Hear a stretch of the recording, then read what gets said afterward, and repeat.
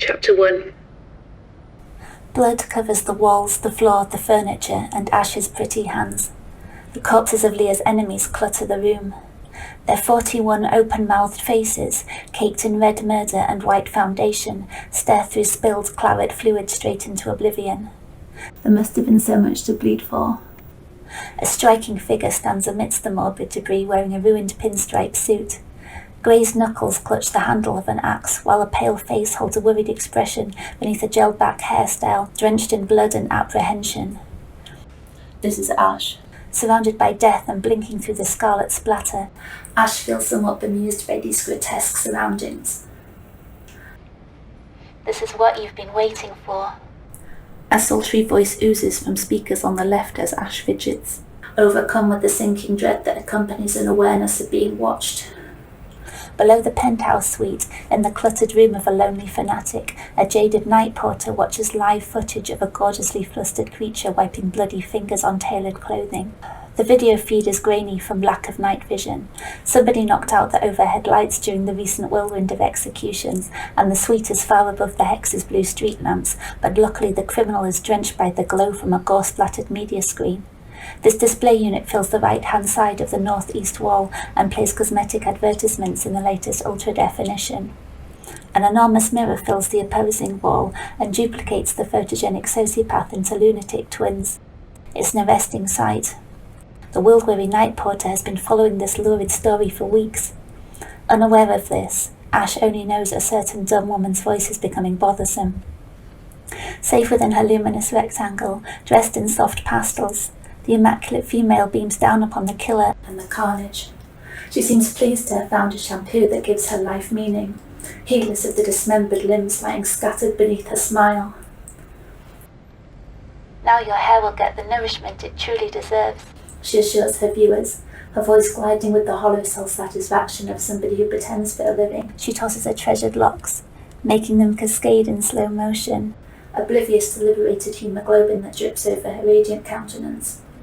The night porter decides to stop being a mere witness and interact with the unfolding drama. Drop the axe, mate. He instructs his new favourite character through the intercom.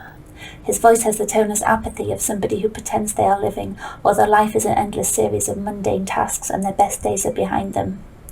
He sips more rancid coffee while wondering if he'll ever get through a shift in this building without somebody getting shot, stabbed, or otherwise butchered. You should know, I only did this because I thought it would save her. Ash responds in a more feminine voice than the viewer initially expected from such a muscular frame. Ash confuses most people.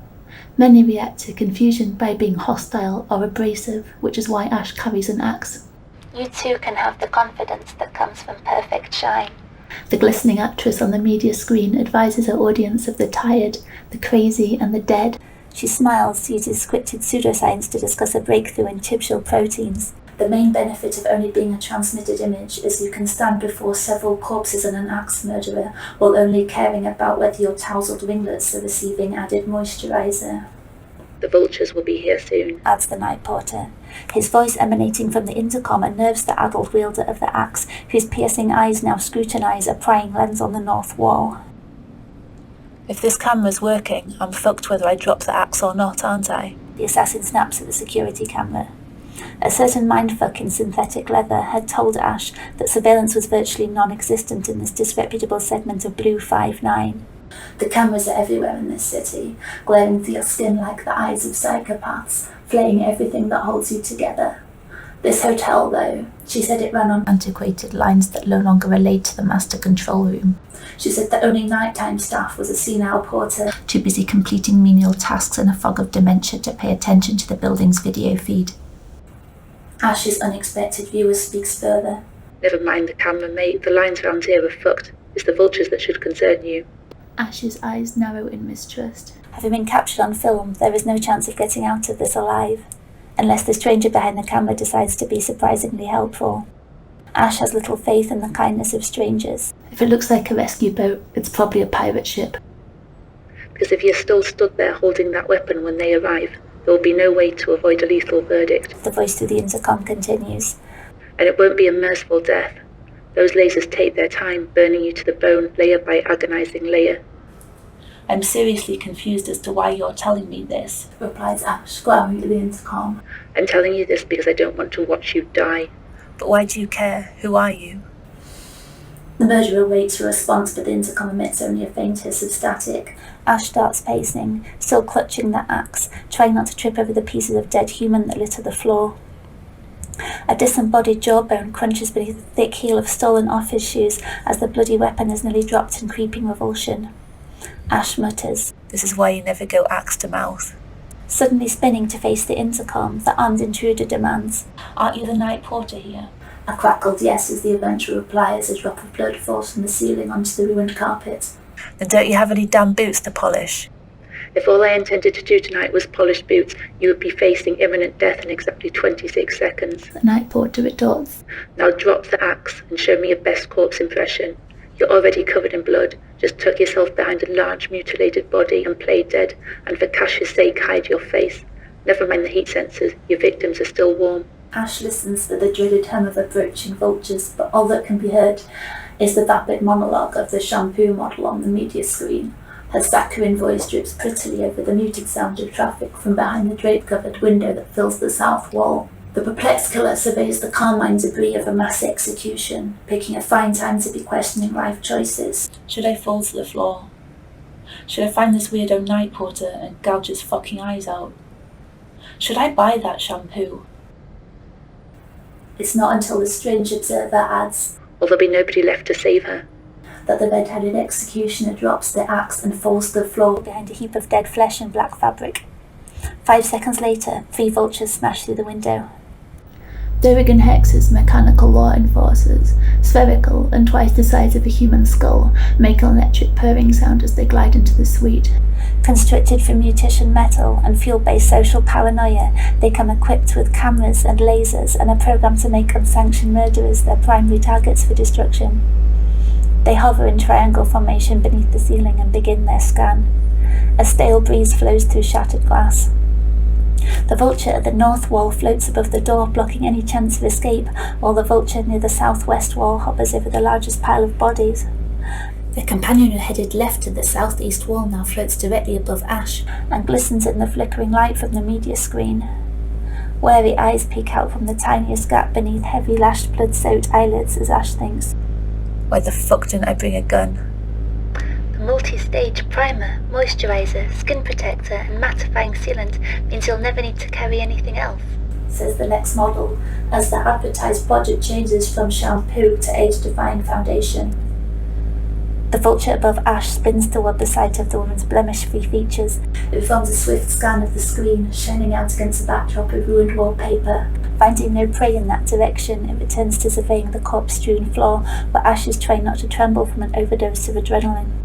The person you're looking for left around 5 minutes ago. A weary voice informs the room. The vultures spin to face the intercom.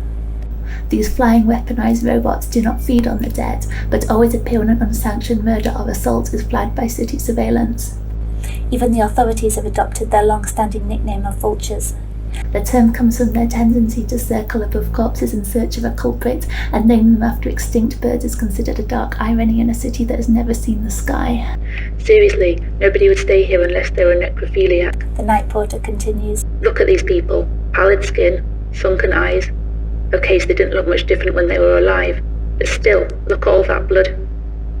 The vultures confer through private transmissions and decide to ignore the anonymous observer. They return to scanning the room. Their reputation for excoriating the guilty makes Ash hope they fail to notice a particular body is more alive than the others. Smoke fills the air, despite the breeze flowing through translucent drapes over the broken window.